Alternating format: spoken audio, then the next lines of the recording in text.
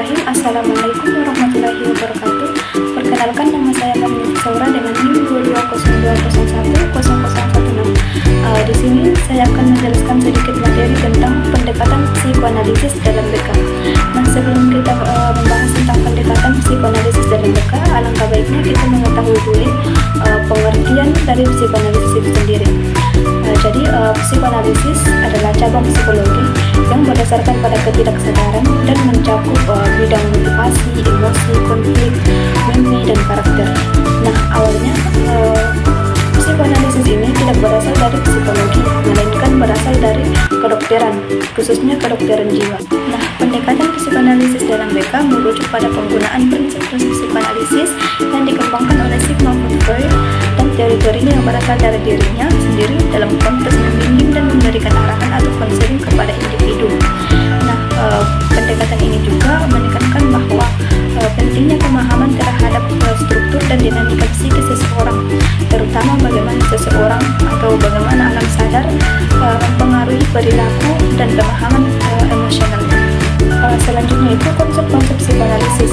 Yang pertama itu topografi kepribadian, di mana mencakup tiga tingkat kesadaran. Yang pertama alam sadar, yang kedua alam prasadar, yang ketiga alam bawah sadar. Di mana alam sadar merupakan bagian dari pikiran kita yang kita gunakan untuk berinteraksi dengan dunia, baik secara langsung maupun secara nyata.